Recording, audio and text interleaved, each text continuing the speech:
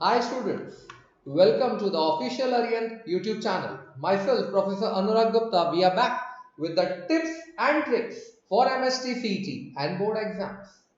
Today, I am going to discuss vectors for you. Remember when you go to 12th standard and 12th का आप vectors पढ़ रहे हो तो 12th का vectors primarily dot product से शुरू होता है. So if I go for 12th का vectors, it starts with dot product. I agree, छोटा मोटा geometry part भी आएगा, तो we will discuss that also. Before that, we will start with obviously the product part. Now, obviously, my favorite. Look, first one we are picking up is dot product. Okay, guys, what is dot product? Very first thing, what is dot product? Dot product is also termed as scalar product. What do you mean by that? इसका मतलब हुआ कि जब दो vector का product होगा using dot, answer will be a scalar. जब दो वेक्टर का प्रोडक्ट होगा, for example force and displacement. You must have heard force और डिस्प्लेसमेंट में डॉट लगाया जाता है तब जाके वर्क डन आता है and work is a scalar. Force dot displacement is work. तो जब भी दो वेक्टर डॉट होते हैं answer is always a scalar. Dot product को ओवरऑल कितने वेक्टर चाहिए होते हैं? तो you should understand dot product को दो वेक्टर चाहिए. दो vector means the first vector is a1 i cap plus a2 j cap plus a3 k cap. A bar is A1 I cap plus A2 J cap plus A3 K cap. B bar is, let us say, B1 I cap plus B2 J cap plus B3 K cap. Once I understood these two, let's understand what is A bar dot B bar. A bar dot B bar का formula होता है magnitude of A bar into magnitude of B bar cos theta. A bar dot B bar is magnitude of A bar magnitude of B bar cos theta. या फिर ऊपर का vector refer करो. जब आपने बोला था कि A bar is A1 I cap plus A2 J cap plus A3 K cap, B bar is B1 I cap plus B2 J cap plus B3 K cap. जब आपने वेक्टर इस तरह से डिफाइन किया था तो इनका dot product is defined as A1 B1. I नहीं, वाई आई क्यों नहीं? आई नहीं आएगा बेटा क्योंकि आंसर इसका स्केलर है. अगर आंसर में स्केलर आ गया तो आई क्यों? आई मतलब वेक्टर हो गया. तो it is a1 b1 plus a2 b2 plus a3 b3. तो it is a1 b1 plus a2 b2 plus a3 b3. That is i coefficient multiply by i coefficient plus j coefficient multiply with j coefficient plus k coefficient multiply with k coefficient. ये formula थोड़ा सा interesting है ये वाला. A bar B bar magnitudes cos theta. I tell you why. Let's take an example. Suppose मैंने आपको दिया एक equilateral triangle. Yes, what I gave? Equilateral triangle. और मैंने कहा इक्विलैटरल ट्राइंगल की side length is 10. Yes, equilateral triangle की side length is 10. The name of the vertices are A, B, C. अब सोचो मैं आपसे पूछ रहा हूं what is AB bar dot BC bar. तो जब आप अप्लाई कर रहे हो AB bar dot BC bar तो बच्चे के माइंड में क्या आएगा? Magnitude of A B bar magnitude of B C bar cos theta. उसमें से I think this much basics everybody knows, magnitude मतलब लेंथ, यानी magnitude of A B bar 10, magnitude of B C bar 10 into cos of. A general idea of the student, बच्चा बोलेगा sir cos 60, क्योंकि equilateral triangle में angles are 60 degree. तो sir आपने A B dot B C बोला ना, वो देखो ध्यान से, जब आप ए बी बार बनाते हो ये रहा आपका ए बी बार का एरो, जब आप बी सी बार बनाते हो ये रहा आपका बी सी बार का एरो। तो सर दोनों एरो के बीच में 60 डिग्री एंगल है? No guys, this is wrong. दोनों के बीच में 60 डिग्री एंगल नहीं है, because at this point one of the vector is coming in and the other vector is going out. You cannot take the angle at a vertex where one vector is coming in and other vector is going out. उसके लिए आपको क्या करना पड़ेगा, एक vector को, किसी एक वेक्टर को थोड़ा सा एक्सटेंड करना पड़ेगा, so that you can say at this juncture both the arrows are going out. जिस जगह पे दोनों एरो बाहर जा रहे हो वो एंगल कंसिडर होता है डॉट प्रोडक्ट में, एक अंदर एक बाहर, तो you can not take the angle. Linear pair के हिसाब से ये कितना है 120, यानी इसमें एक्चुअली आने वाला था cos 120, ये cos 120 आएगा and hence your calculation will be 100 into minus half and the answer is -50। एक बात की गारंटी देता हूं, जब वो ये क्वेश्चन एमसीक्यू में पूछेगा ना, एक ऑप्शन 50 भी रखा होगा और बच्चा वो गलती करेगा, बोलेगा ये तो इक्विलेटरल ट्राइंगल है तो एंगल 60 होना चाहिए, वो वहां cos 60 लेगा जिसकी वजह से वो हाफ लेगा, जिसकी वजह से आंसर 50 आएगा and that answer will be wrong.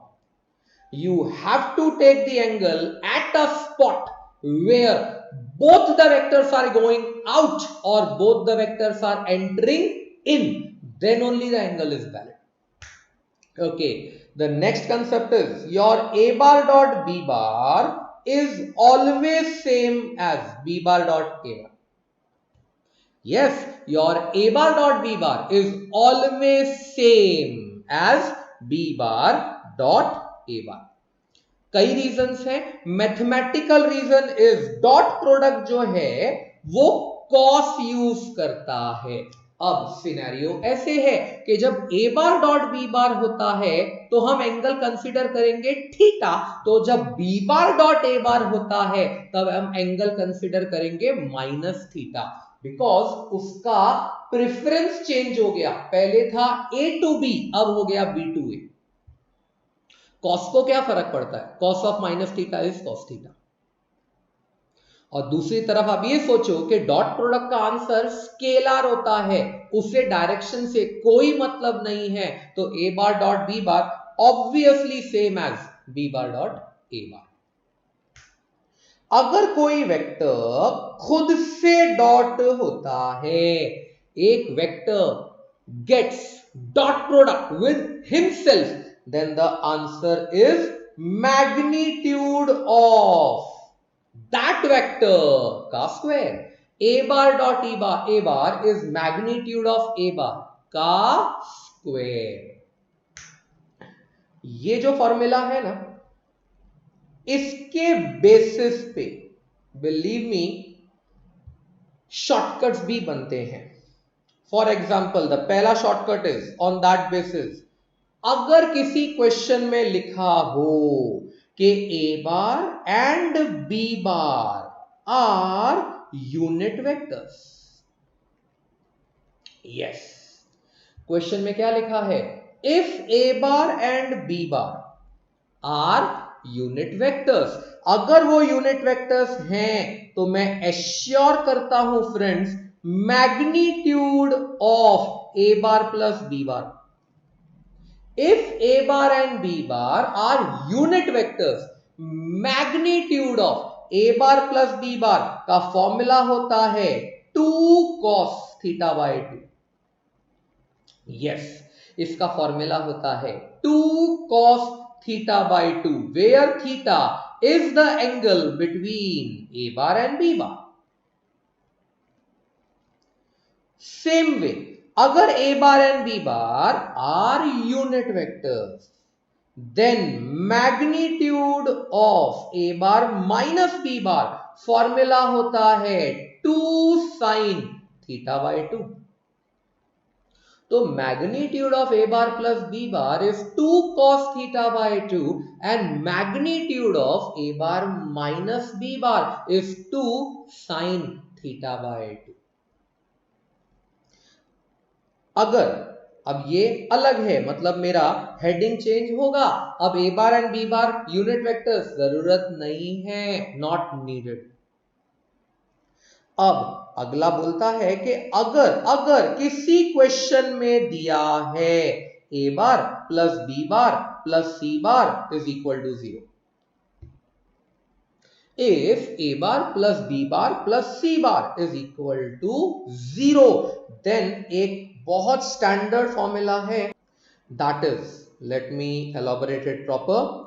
a bar dot b bar dot c bar plus c bar dot a bar. a bar dot b bar plus b bar dot c bar plus c bar dot a bar. Answer is minus of. Yes, पहले ही minus लगा देने का. Minus of magnitude of a का square plus magnitude of b का square plus magnitude of c का square divide by 2. पर ये तभी ट्रू है जब a bar plus b bar plus c bar is equal to 0.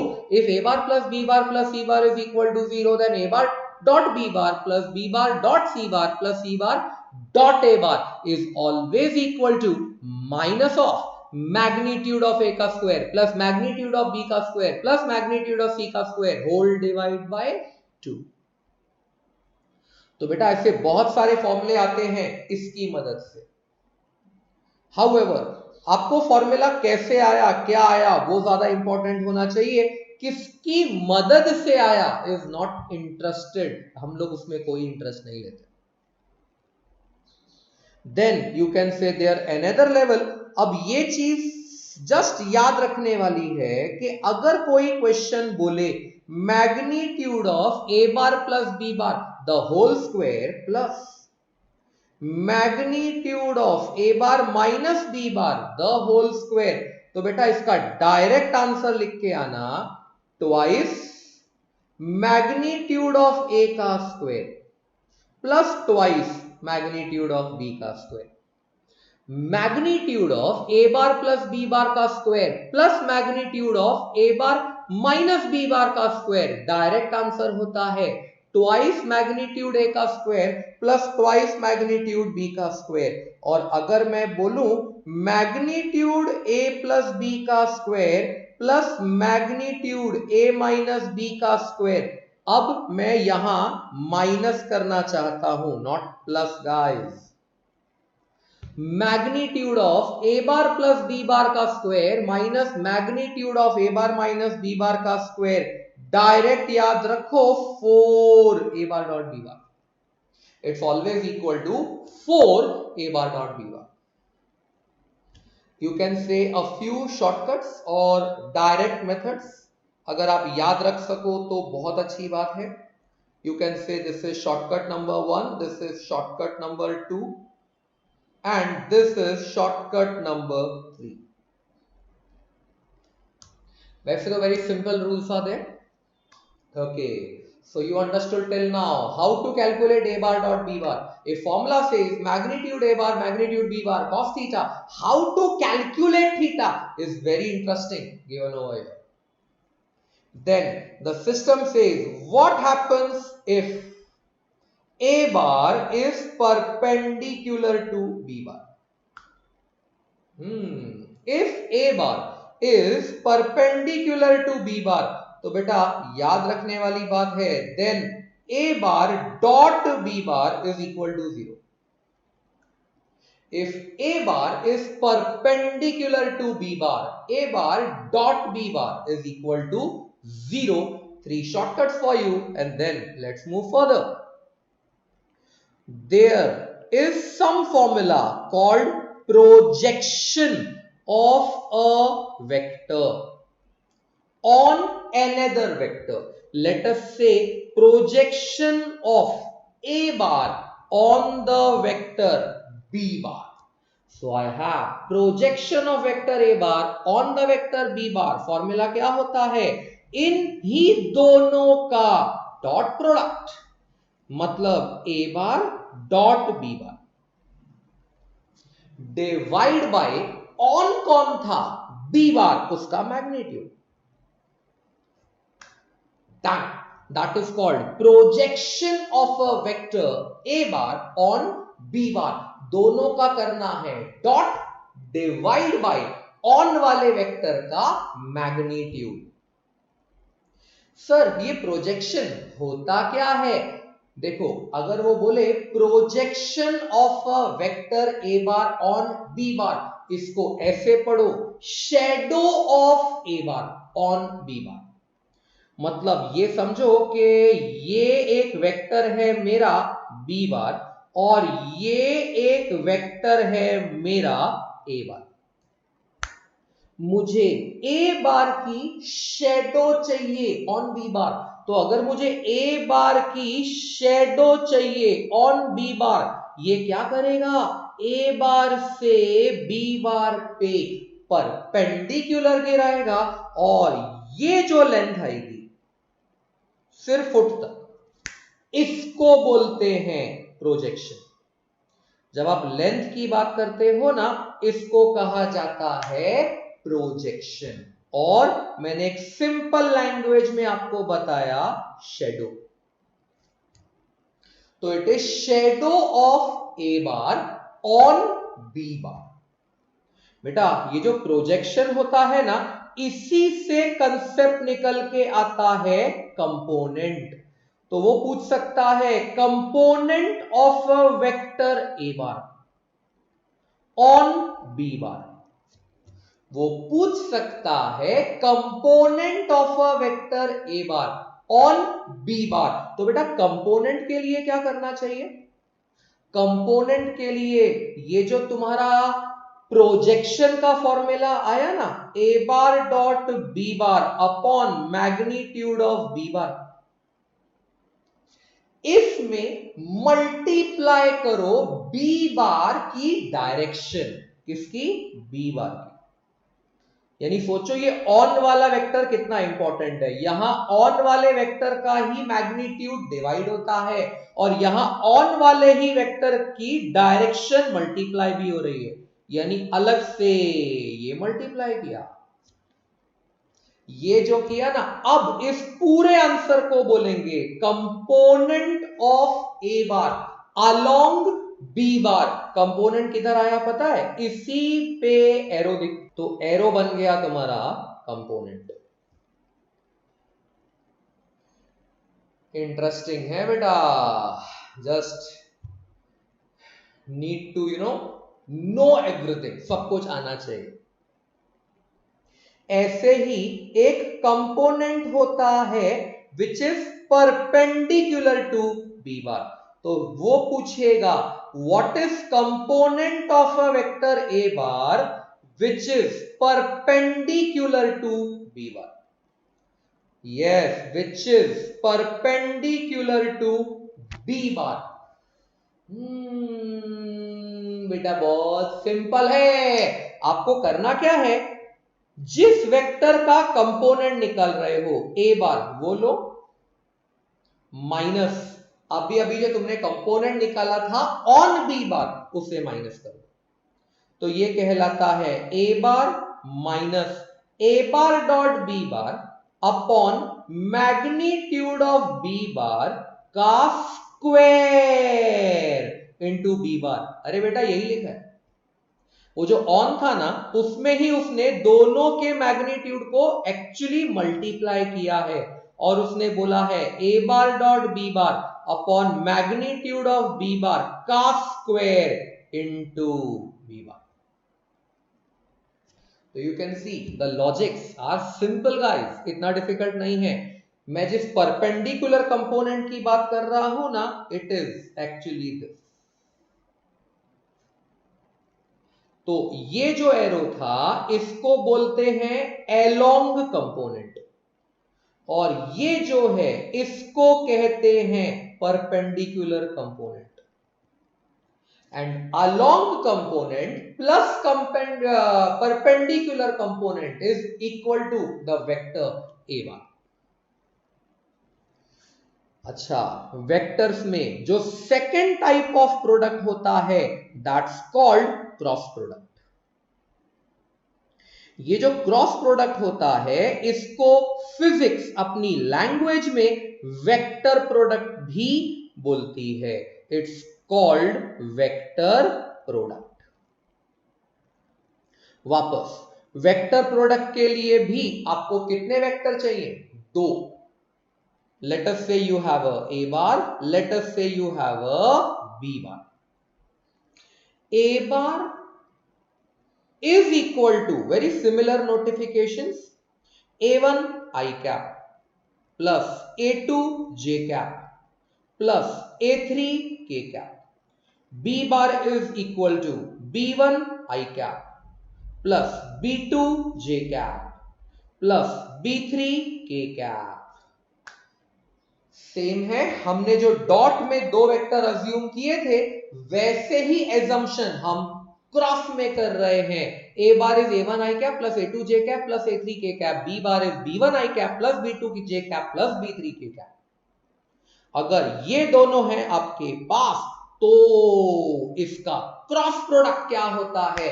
तो बेटा क्रॉस प्रोडक्ट बहुत सारे बच्चों के मुंह से निकलता हुआ मैंने देखा है, sir A B sine theta.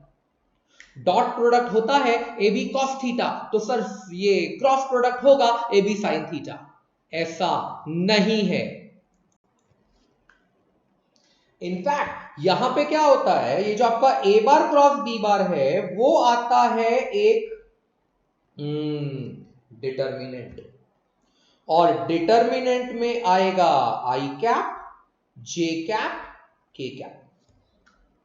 Sir dot product के फॉर्मूला में आई जे के नहीं आया था? नहीं आना चाहिए था।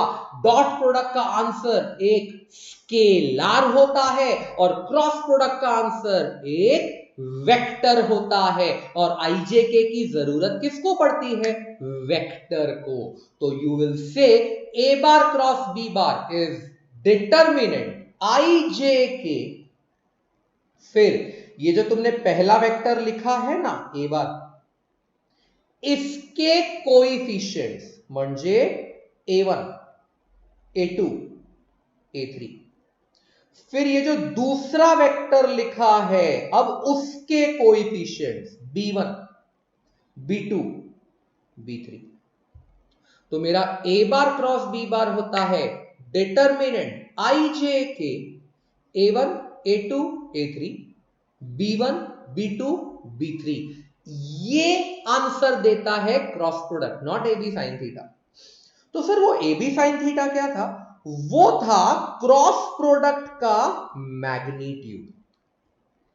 यस, डॉट प्रोडक्ट में जो ए बार डॉट बी बार होता है वो खुद ए बी कॉस थीटा होता है, पर क्रॉस प्रोडक्ट में A B sine theta is magnitude of cross product. मतलब यहां तुम बोलोगे magnitude of A bar cross B bar is magnitude A bar magnitude B bar sine theta. दोनों में फर्क समझ लेना। A B sine theta is magnitude of A cross B and A B cos theta is full A dot B. No, हमने अपने dot product में देखा कि अगर सेम वेक्टर डॉट होता है तो अपने मैग्नीट्यूड का स्क्वायर हो जाता है, that is A bar dot A bar is magnitude A bar का स्क्वायर। क्रॉस में ऐसा नहीं होता, जब क्रॉस में दो सेम वेक्टर आपस में क्रॉस होते हैं तो आंसर आता है 0। अच्छा, ये भी स्पेसिफाई करूंगा, 0 नहीं 0 बार, क्योंकि ये आंसर किसका है, क्रॉस प्रोडक्ट का, और क्रॉस प्रोडक्ट का आंसर कैसा होता है, वेक्टर। 0 नहीं लिख सकता, 0 इज अ स्केलर, तो 0 bar which is also called null vector. अच्छा, A bar cross B bar is always equal to minus of b bar cross a bar। यहां देखो कम्यूटेटिवनेस ने साथ नहीं दिया, यहां पे सिचुएशन क्या हो गई, अगर इनपुट्स इंटरचेंज हो गए तो आंसर नेगेटिव हो गया, होना ही था क्योंकि ये प्रोडक्ट साइन थीटा यूज करता है।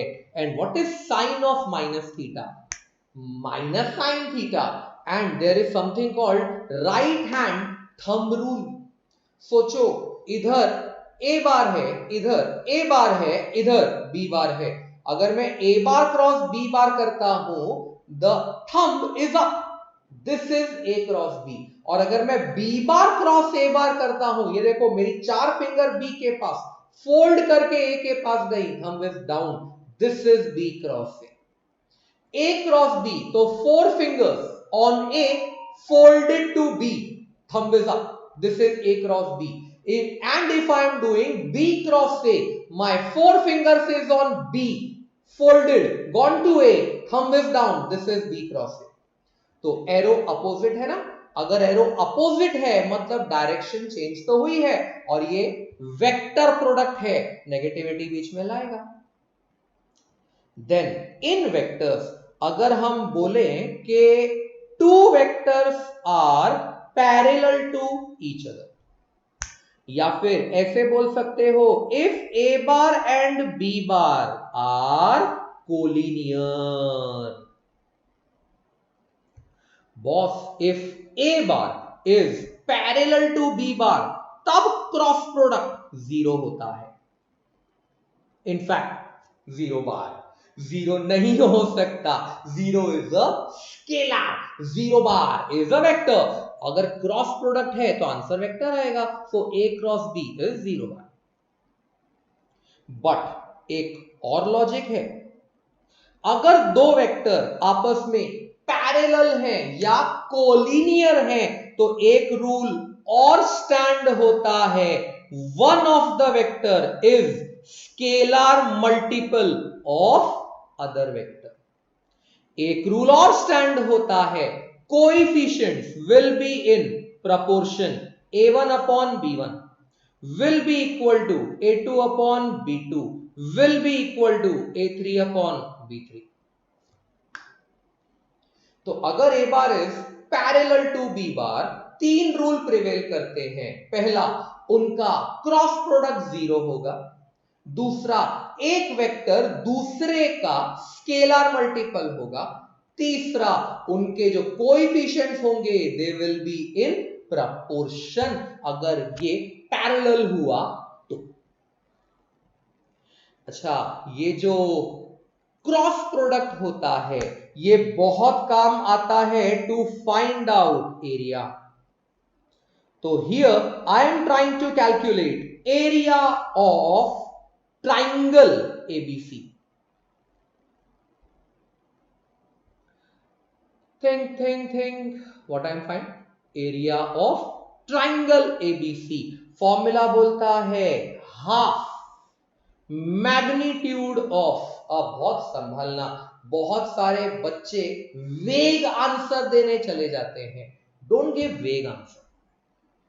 एबीसी है, एक पॉइंट पकड़ो और उसी से निकलने वाले दो वेक्टरों का क्रॉस करो, that is A B bar cross A C bar. ऐसा क्यों करने का समझा, आई टेल यू। ऐसा करने का क्योंकि इससे दोनों वेक्टर ए से ही स्टार्ट होंगे, मतलब ए से बी एरो, ए से सी एरो, मतलब दोनों वेक्टर आउटगोइंग होंगे। तो याद है हमने डॉट प्रोडक्ट में देखा था कि एंगल कौन से पॉइंट पे लेने का, एंगल ऐसे पॉइंट पे लो जहां या तो दोनों वेक्टर अंदर आ रहे हैं या दोनों वेक्टर बाहर जा रहे हैं। ये इस अरेंजमेंट के लिए किया है। अच्छा, जरूरी नहीं है कि तुमको ए से ही स्टार्ट करना है, यू कैन इवन से BC bar cross with BA बार। यानी हमने दोनों वेक्टर किससे स्टार्ट किए, B से, and you can also say half of CA bar cross CB बार। बस इतना याद रखना, दोनों वेक्टर सेम पॉइंट से बाहर आने चाहिए। Then there is something called area of parallelogram, ABCD। अब ये आ गया पैरेललोग्राम। इसमें दो फॉर्मूले होते हैं। पहला, मैग्नीट्यूड ऑफ, आपका मैग्नीट्यूड आएगा ऑफ डायगोनल्स का क्रॉस प्रोडक्ट, हाँ साइड्स का नहीं। Are you getting? अच्छा, डायगोनल्स में हाफ भी आएगा। इसमें दो ऑप्शंस हैं, साइड्स का ऑप्शन भी है और डायगोनल्स का ऑप्शन भी है। चलो दोनों ही डिस्कस कर लेते हैं। सबसे पहले डिस्कस करते हैं ऑफ साइड्स।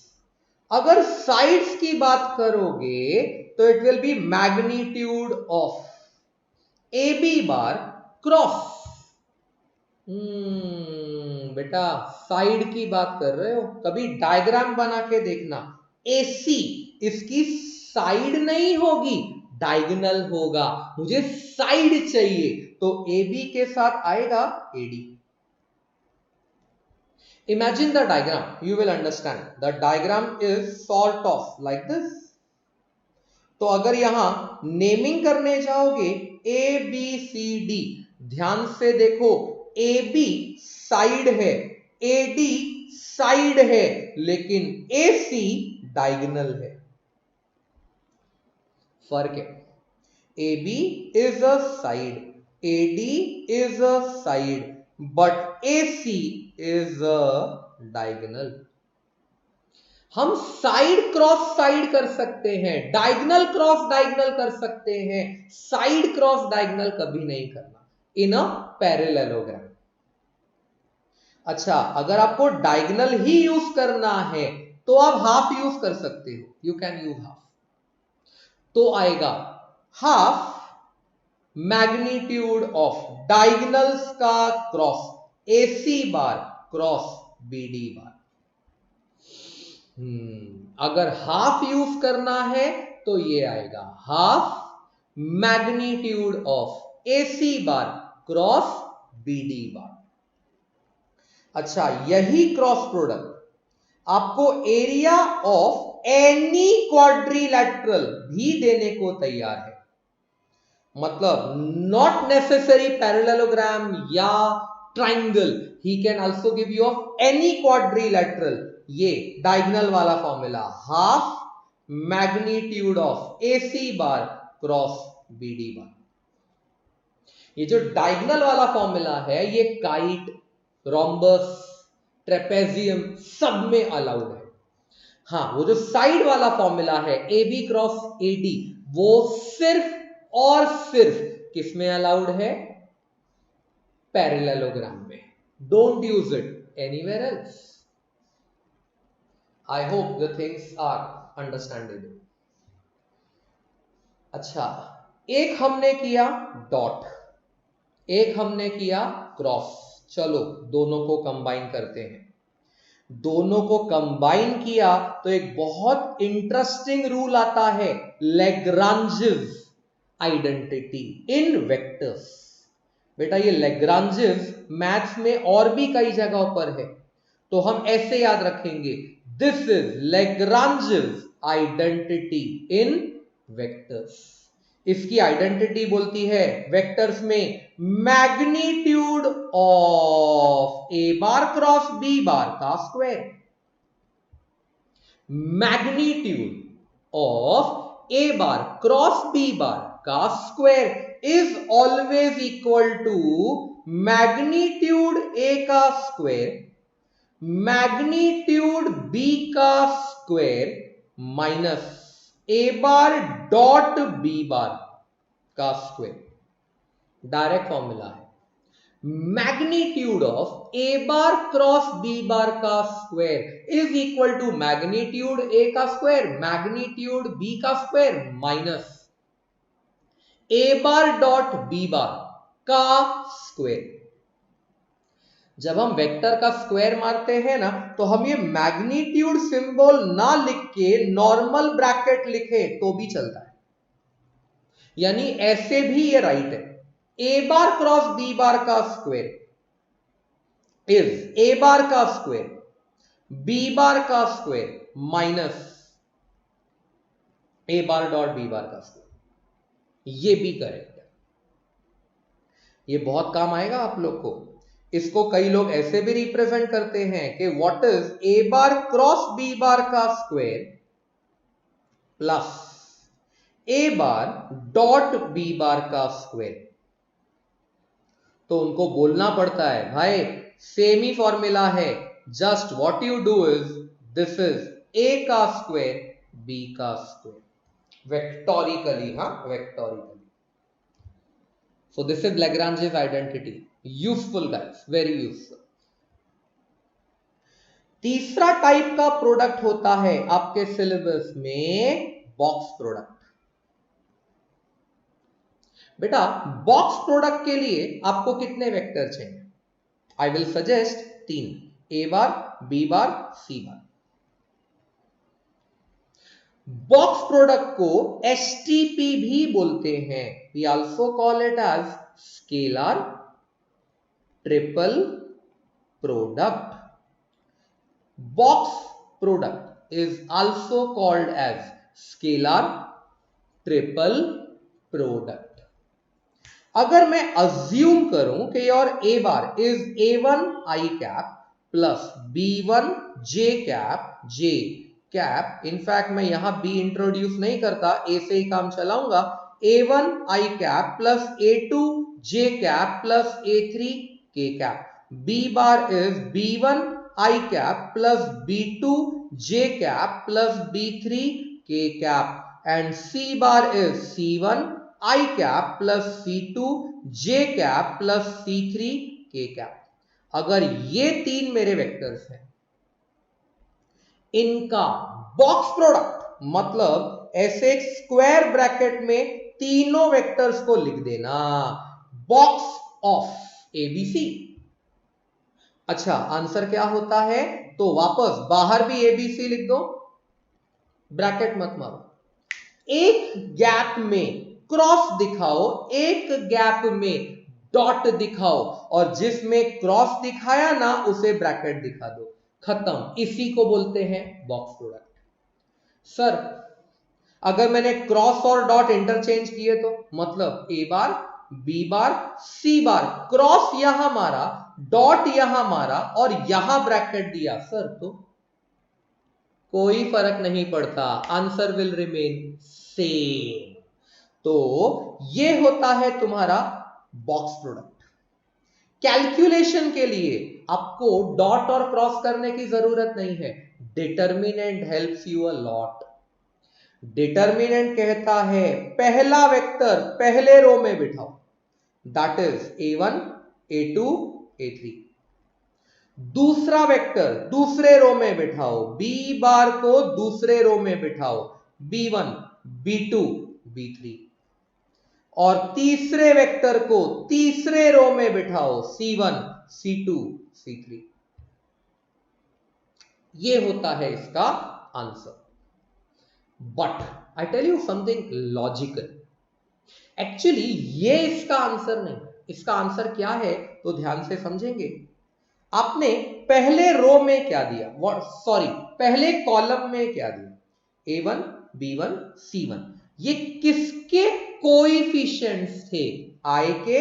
तो एक्चुअली इस डिटर्मिनेंट के साथ एक बॉक्स प्रोडक्ट और मल्टीप्लाई होता है, which is box product of I, J and K।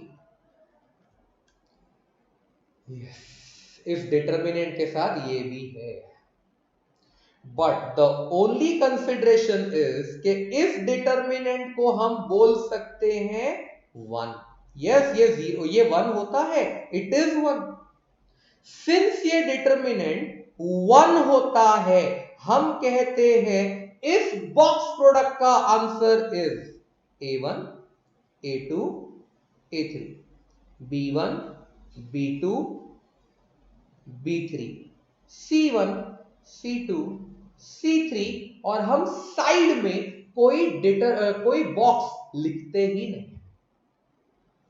पर सोचो, अगर मेरे वेक्टर ऐसे आ जाएं, P bar, Q bar and R बार, और कोई P बार कहे X A bar plus Y B bar plus Z C bar, Q बार कहे अल्फाबेट्स तो बहुत सारे हैं, M A bar plus N B bar plus S C बार, और R बार को कोई कहे U A bar plus V B bar plus W C बार, और फिर मुझे करना पड़े box product of P bar Q bar R bar.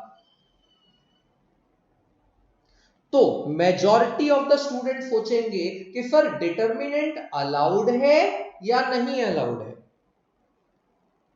Late me tell you guys, determinant allowed है।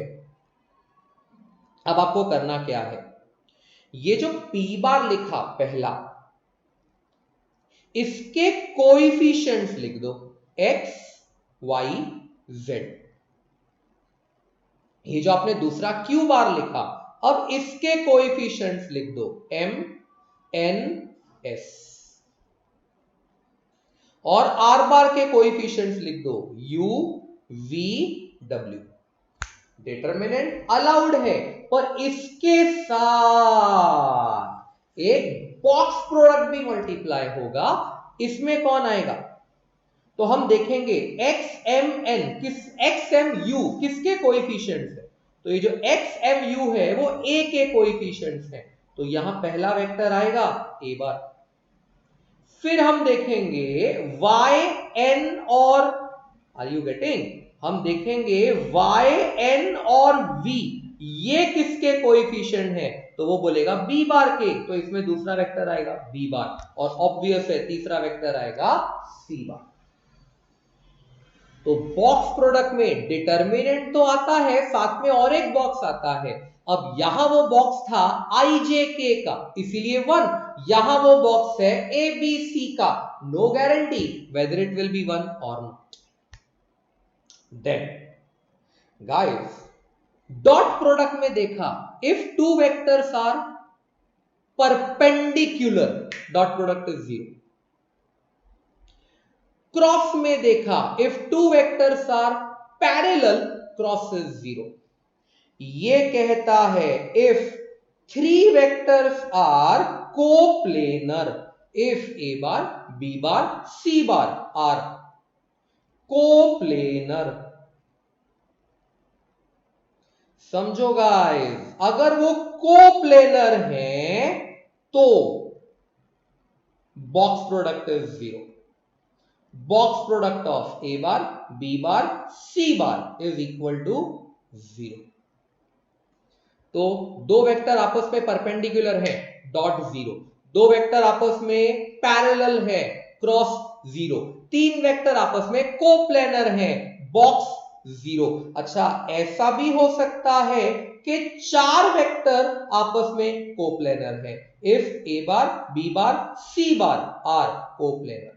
ऐसा भी हो सकता है कि चार वेक्टर आपस में कोप्लेनर है। If my mistake, I will add the fourth one, A bar, B bar, C bar, D bar. Are coplanar. अगर 4 वेक्टर कोप्लेनर हैं बेटा, बॉक्स प्रोडक्ट तो तब भी 0 आएगा। अब वो क्या करेगा, एक वेक्टर को तीनों में से माइनस करेगा, that is B bar minus A bar, C bar minus A bar, D bar minus A bar. अब ये 0 आएगा। मतलब मैंने क्या किया, चारों में से एक वेक्टर चुना जिसको मुझे 3 में से माइनस करना है, बी माइनस सी, सॉरी बी माइनस ए, सी माइनस ए, डी माइनस ए, और तीनों का बॉक्स बना दिया, आंसर इज इक्वल टू 0। तो if a bar, b bar, c bar are coplanar, their box product is 0. If a bar, b bar, c bar, d bar are coplanar, then their subtraction contributes to make a box product 0. Okay, then बेटा ये जो तुम्हारा box product होता है, it is cyclic in nature. मतलब ऐसा सोच के चलो कि तुम्हारे पास एक बॉक्स प्रोडक्ट है, box product of A bar, B bar, C bar. कभी मॉल्स में कन्वेयर बेल्ट देखी है कि यहां पर एक बेल्ट लगी हुई है और ये सामान को आगे लेके जा रही है। तो बस वैसा ही सोच के चलो कि ये सामान को आगे लेके जा रही है। अगर ये सामान को आगे लेके जा रही है तो जो ए फर्स्ट पोजीशन पे था वो खिसक के चला जाएगा सेकंड पोजीशन पे, डी चला जाएगा थर्ड पोजीशन पे। सर तो सी कहां चला जाएगा, वो गिर जाएगा तो उसको मैं उठा के पहली खाली पोजीशन पे बिठा दूंगा तो वो इधर आ जाएगा। ये बोलता है ये दोनों box product are equal. Conveyor belt अभी भी चालू है, मतलब सामान अभी भी आगे जा रहा है। अगर उस हिसाब से देखोगे, अब सी पहुंच गया मिडल में, ए पहुंच गया लास्ट में और बी पहुंच गया पहले, तो बेटा ये तीनों बॉक्स प्रोडक्ट इक्वल होते हैं, they are same. Very interesting, what happens अगर वेक्टर में रिपीटिशन हुआ इनसाइड अ बॉक्स प्रोडक्ट। मतलब A bar, A bar, B बार, या फिर ए बार, बी बार, बी बार, या फिर B bar, A bar, B बार। अगर वेक्टर्स में रिपीटिशन हुआ inside box, answer is directly 0। Yes, इस चीज का डायरेक्ट आंसर होता है 0। Then what is volume of a parallelepiped? Yes, मतलब एक डब्बा जिसके सारे फेसेस पैरेलेलोग्राम ने बनाए हो, sort of like this. Imagine ये एक पैरेलेलोग्राम, यहां से मैंने थोड़ा स्लांट किया, यहां और एक पैरेलेलोग्राम, अब ये स्लांट्स बनते ही जा रहे हैं। तो ये जो डब्बा बन के आएगा जिसके सारे फेसेस पैरेलेलोग्राम है, इसको कहते हैं पैरेलेलोपाइपेड। इसमें भी वही, एक वर्टेक्स लो और उधर से निकलने वाली 3 एजेस मार्क कर लो। तो let us say the edges are AB bar, AC bar, AD bar. What is volume of a parallelepiped? Box product of AB bar, AC bar, AD bar is as simple as that. उसी तरह एक होता है volume of a tetrahedron. Yes, volume of a tetrahedron. Sir tetrahedron मतलब क्या? तो word पकड़ो बेटा, टेट्रा, टेट्रा मतलब 4, यानी ये कह रहा है 4 फेसेस वाला। सोचो मेरे पास एक ट्राइंगल है, ये ट्राइंगल किधर है पता है? बेस में। आई विल रिफाइन दिस थोड़ा फ्लैट ट्राइंगल बनाऊंगा ताकि समझाने में इजी गिरे। मेरे पास एक ट्राइंगल है, इसके जितने भी फेसेस हैं वहां से ध्यान से देखो, एक एक ट्राइंगल उठ के आ रहा है। ये ऐसा एक और ऐसा एक। Can you imagine a diamond? उसमें से ये जो है ये बेस है, दिस इज बेस। तो ऐसा समझ के चलो, अगर ये ए है और इसकी ये एजेस हैं बी सी एंड डी, तो वॉल्यूम ऑफ अ टेट्राहेड्रॉन होता है 1/6 box product of A B bar, A C bar, A D bar. मतलब वॉल्यूम ऑफ अ पैरेललोपाइपेड में कोई 1/6, 1/2, 1/3 नहीं आता। टेट्राहेड्रॉन में डायरेक्ट 1/6 आता है। It comes direct 1/6। मैंने बहुत सारी एमसीक्यू बुक्स में एक स्टैंडर्ड पैटर्न देखा है और मैंने जनरली ऑब्जर्व किया है कि बच्चों को समझ में ही नहीं आता कि वो पैटर्न क्या है। ध्यान से सुनो। I don't know whether I should call it a shortcut or not, but this is a very important pattern. The pattern says एक determinant दिया रहेगा, पहले कॉलम में there will be a bar dot something, a bar dot something, a bar dot something. Let us say a bar dot a bar, a bar dot b bar, a bar dot c bar. बाजू में दिया है a bar dot b बार, नहीं, let me consider, इधर दिया है या, तो the pattern was a bar dot a bar, a bar dot b bar, a bar dot c bar in the first column. In the second column b bar dot a bar, b bar dot b bar, b bar dot c bar, and the third one C bar dot A bar, C bar dot B bar, C bar dot C bar। बेटा ये क्या होता है? तो मैं आपको बता दूं, this is nothing but box product of A bar, B bar, C bar multiplied with same box product A bar, B bar, C bar। ये बेसिकली ऐसा होता है। फॉर इंस्टेंस आप इसको उल्टा ऐसे सीख सकते हो। अगर मैं आपको कहूं box product of A bar B bar C bar getting multiplied with box product of U bar V bar W bar, तो बेटा इसका वैल्यू ऐसा लिखा जा सकता है, determinant A bar dot U bar, A bar dot V bar, A bar dot W bar. मैंने actually determinant में क्या किया, ये जो ए बार था पहला वाला जो ए बार था, मैंने उसको यू के साथ डॉट किया, वी के साथ डॉट किया, डब्ल्यू के साथ डॉट किया।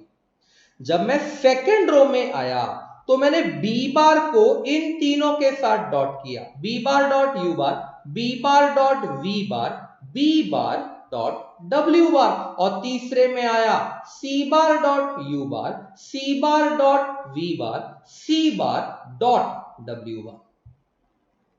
इस तरह से दो बॉक्स प्रोडक्ट आपस में मल्टीप्लाई हो सकते हैं।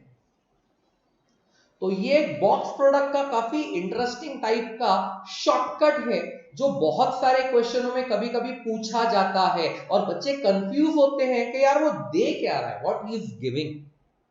Volume of a tetrahedron is something you know very well, and volume of a parallelepiped, rest box product is very easy.